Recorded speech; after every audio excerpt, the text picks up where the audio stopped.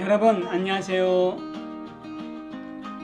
말씀과 함께하는 슬기로운 성도생활 시간입니다. 네, 이 시간을 통해서요 더 깊이 있는 묵상, 더 풍성한 은혜를 나누기를 소망합니다. 오늘의 주제는요 상황 NO, 사실 YES입니다. 어떤 이야기냐면요 먼저 삼국지 이야기부터 좀 하려고 하는데요. 삼국지에 보면 조조와 여백사 이야기가 나옵니다. 조조가 동탁 암살 실패 후에 진군과 함께 도망을 가죠. 도망을 가다가 아버지의 오랜 지기인 여백사를 만나게 됩니다. 여백사는 조조를 따뜻하게 맞아주고 자기 집에서 편히 쉴 수 있도록 하는데요.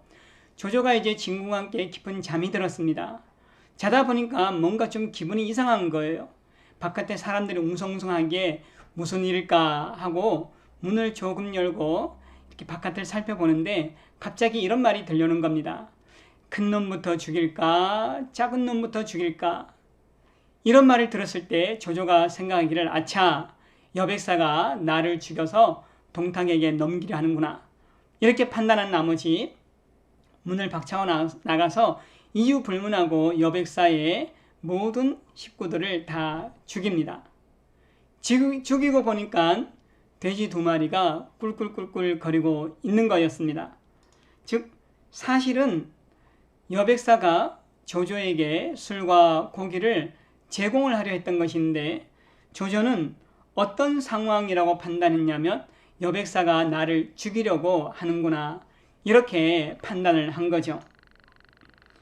상황만 보고 판단을 하면요 이렇게 오해를 하거나 잘못된 판단을 내릴 때가 많이 있습니다. 우리가 살아가면서도 상황만 보고 판단했을 때 이런 오해 또 실수를 할 때가 있잖아요. 우리는 사실을 보고 판단을 하려고 해야 합니다. 그러면 믿는 사람에게 있어서 사실은 무엇일까요? 바로 하나님의 말씀입니다. 믿음의 근거는 상황이 아니죠. 믿음의 근거는 오직 하나님의 말씀입니다. 그래서 바울은 믿음은 들음에서 나며 들음은 그리스도의 말씀입니다. 이렇게 이야기를 한 거죠. 결국 우리 믿음의 근거는 상황이 아니라 철저히 사실인 하나님의 말씀에 근거를 해야 합니다. 예를 들어서 우리가 염려되는 상황을 만나거나 걱정하는 감정이 들 때 우리가 그런 상황에 매몰되지 않고 사실을 바라봐야 되는데 사실은 하나님의 말씀은 어떻게 합니까? 아무것도 염려하지 말고 오직 기도와 간구와 감사함으로 하나님께 아뢰라. 그리하면 하나님께서 너희 마음과 생각을 지키시리라. 이런 말씀을 하시잖아요. 그래서 사실에 근거해서 우리는 판단을 해야 합니다. 감정 또는 상황에 의해서 판단하지 마십시오. 오직 저와 여러분들은 사실인 하나님의 말씀에 의해서 판단을 해야 합니다. 쉽지 않죠? 어렵습니다. 자꾸 상황만 보고 판단하려고 하죠. 그러나 우리는 믿음의 훈련을 해야 됩니다.